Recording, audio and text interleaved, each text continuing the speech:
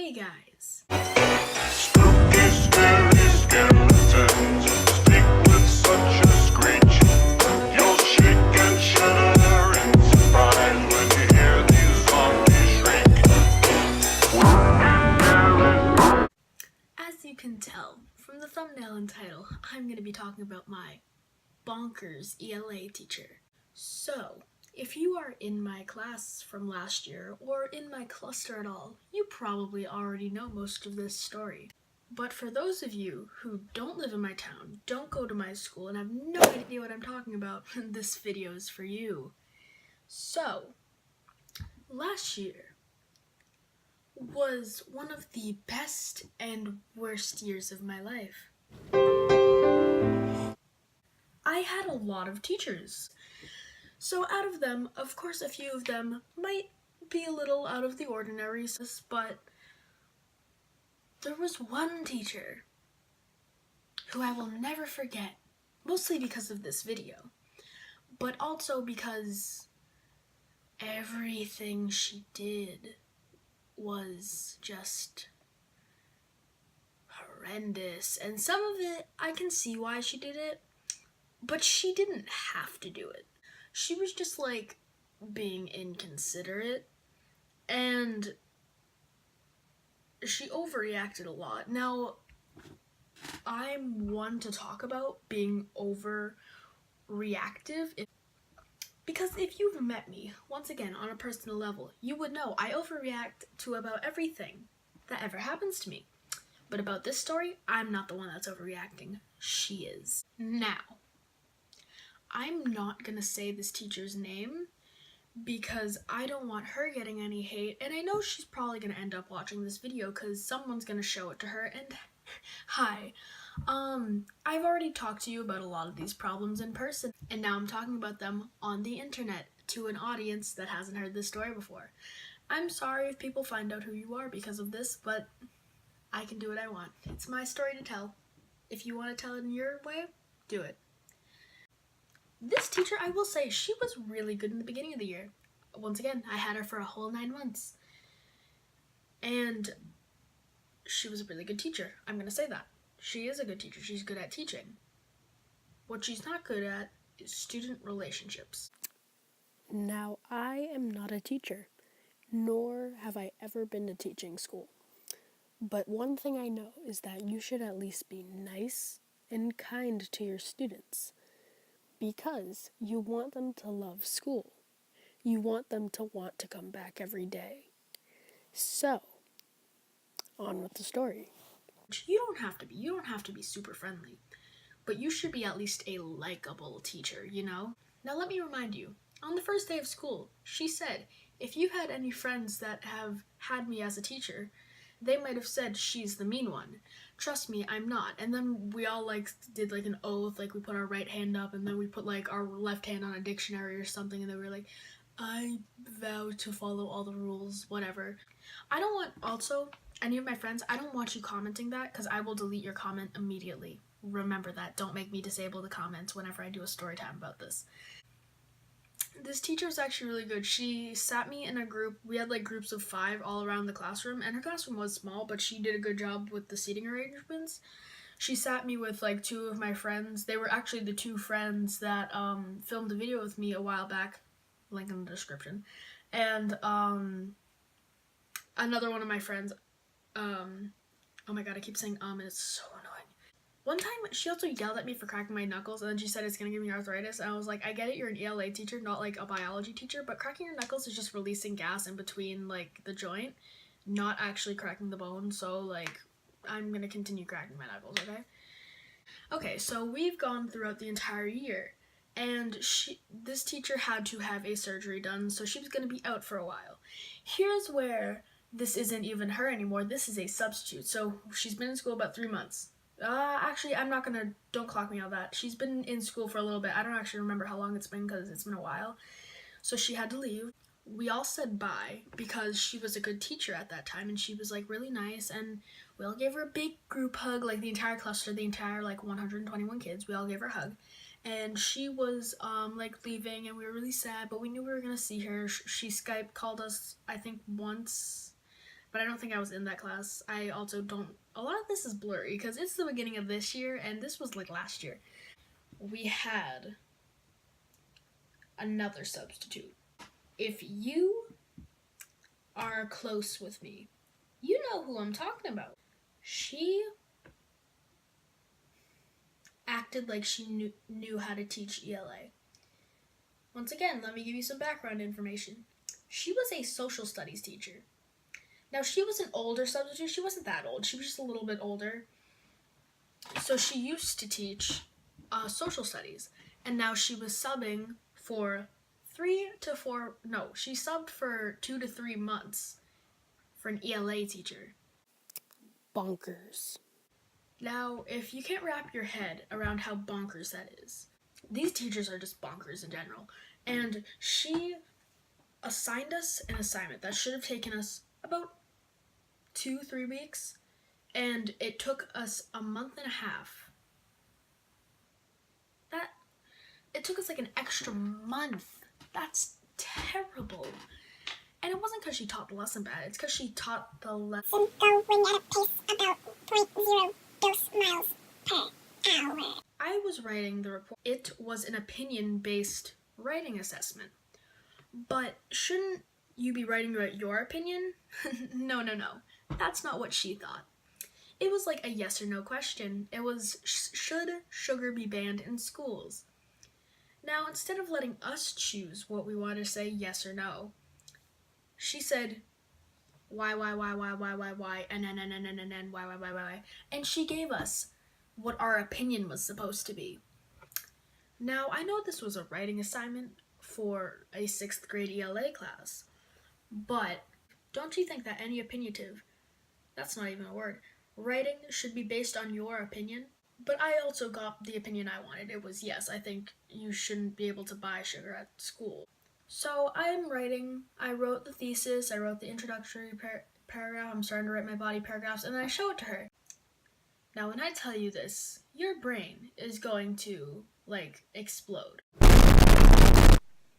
Out of pure anger at what this woman did, because I know for sure it made me angry. This woman took my paper, took the pencil out of my hand, not even asking, took the eraser part, went over the entire paper, and erased all my work that I spent 2 weeks writing. Let me mind you, this should have taken us 3 weeks, and it took us a month and a half. So now I have to rewrite everything, and she didn't even explain to me what was wrong with it. So she didn't even explain to me why she had to erase it. As I grabbed my erase paper, sat at my desk, and started writing. Now, writing. I have about 2 pages of my essay done. 2 pages. It was supposed to be 3 pages. I had 2 pages done. This woman said I need to rewrite a paragraph. Now, instead of just letting me erase that paragraph, she handed me 2 new pages of paper. Now, also, our school provides us with Chromebooks, which are computers, if you do not know, that we could have easily been typing on this entire time, but no, not until the last week of once we have our final draft written on paper will we ever be able to type it on a Chromebook. Sorry, it's just so bonkers to me as to why she was even chosen to be our substitute. And then, this one time, will go down in history. Now this is after 4 weeks of writing this essay. I have rewritten it now 6 times. Time to rewrite it a 7th. This teacher, this substitute, was leaving in 3 days. I may or may not have screamed at her. Literally the entire class was listening. She was like, why aren't you writing? And I said, because I've rewritten it 6 times. And she was like, well, you should still be rewriting it. And I was like, no, I shouldn't. I should be taking a break because I've been writing and my hand hurts. And she was like, Jake, I have tried to back you up this entire time and you're not just going to give up on me right now. To that, I went off. I said, no, you haven't. You haven't even been trying to help me. There is one word written on my paper in your handwriting, and you consider that helping? No, it's not. You have had zero support. You have had no support for me against this. So I don't want you to even stand here and try to act like you've been helping me. She didn't respond. She didn't even say, hey, look at me. You don't say that to a teacher, which she should have. And all this, my principal wasn't even contacted once. And now let me mind you once again, this isn't even the story. This is just the background information. My teacher gets back. She's really nice. But she starts talking a lot. Like a lot about her personal life. And not just like about the surgery. About like her kids and about they're in the army and all that. And she says that like every single day. And it starts kind of getting on my nerves because we're trying to work and she's just talking about herself. And then my friends started like coming up to me and saying like, doesn't this get on your nerves? And I was like, yeah, kinda. And then I started asking them, doesn't this get on your nerves? And they're like, yeah, kinda. And she continues to do it. And I never even talked to her about that. Once again, this isn't the story. She was an intimidating teacher. Let me say that. She was like in the Air Force and stuff. And she was an intimidating teacher. The next day, me and my friend, we were working in a group of like 4 people and they were moving something. And she came over to them, screaming at them for no reason, acting like they were swinging the tool around when they genuinely weren't. And then they started to like get upset and I could tell that they were like kind of tearing up a little bit. And then I said, why are you yelling at them? And she was like, I don't want that attitude, Jake. And then I was like, no, you're not getting any attitude. I'm asking a genuine question as to why you're yelling at my friend for no apparent reason. And she was like, they have been disruptive to the entire class. I'm sure if I ask anybody else in this classroom, they would say they've been able to hear them all day. The ironic thing about this is me and my friend were fighting at that point. We weren't really friends at that point. We're friends now, but we weren't really close friends. And ironically, I still stuck up for them and I still had their back. That just goes to show if you're friends with me, I'm gonna still like stick up for you even if we're fighting. And like we were fighting for no reason, so it got resolved. After she yelled at my friend and made them cry twice, I had kind of like lost it with this teacher. My friend, also not to be named, kind of asked a question that was unnecessary, but she took it as like him trying to be like jokey and stuff. He said, what is the MLA format, which is like the heading, which I believe is name, teacher name, classroom or section, and then the date. And instead of her saying like, I can't tell you that, you should know this by now, she decided to say, are you trying to be a class clown? Are you trying to be funny? It just came off really condescending and really rude, and he was like genuinely asking, and then he said, no, I was just trying to ask a question. She's like, I don't want that back talk. In teaching school, they do give you the method of setting role models. Like good students, for underachievers, you set role models for them. And I've never been to teaching school, but that's what she told me after we had a full-blown argument after school. And I said to her, I feel like you're kind of degrading other students when you're saying that these 2 students, who will also not be named, have a 98 and 99 average. When you say someone's grades, you're boasting and bragging for them, and I don't want you to try to act like you're not. And she's like, I am not boasting and bragging. I am stating the facts. I am telling them that they should be proud of themselves, and I am setting examples. So I had 2 arguments with this teacher.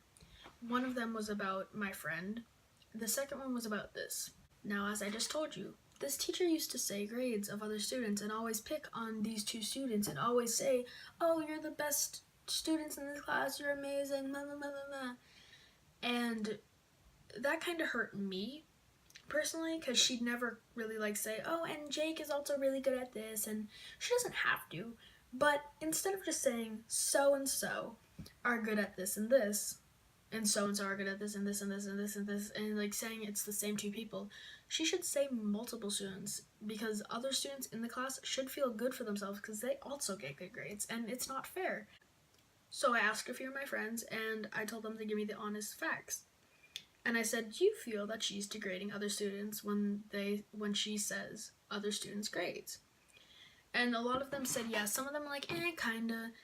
And then I asked my friend who was getting his grades said, and he literally said to me, do you know what it's like being the teacher's pet? I get called on every day. I don't like when she says my grades out loud because I don't like to brag and I feel like she's bragging for me. And I was like, thank you for that. This teacher honestly thinks I must be as stupid as a rice cake because she started talking to my friends, asking the same question I asked my friends after she implied that it was not degrading students, it was setting examples when it wasn't. And she honestly thought it wasn't going to get back to me. She honestly thought, like, she's going to ask 50 of my friends the same question that I asked them. And once again, she's an intimidating teacher, so they obviously agreed with her, but they also agreed with me. So I was conflicted on who was right and who was wrong. But she literally thought that what she was doing wasn't going to get back to me. And it did. And I was talking about it after school with my guidance counselor, and she said she would talk to her about it. And ever since I walked by her classroom, like now, this year, she seems really happy and really nice. And I was like, what did I do to her? Because it's so true. I think something inside her sister snapped.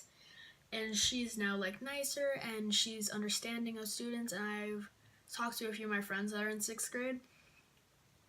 And they have said she's really nice now and she's really good. And I said, get back to me in a few months when she might not be. So that's the end of this story time. I hope you guys enjoyed this. I'm sorry it's not a makeup related video because I really didn't feel like putting on makeup today. I didn't feel like doing that. I kind of wanted to sit down and film a story time. So I hope you guys enjoyed it. Please give it a thumbs up. Comment down below on what you think about my bonkers teachers and their substitutes. And be sure to share this with your friends because I want them to see it too. And if you know who I'm talking about, comment down below. But don't comment down their name because I don't want to get you flagged. Bye!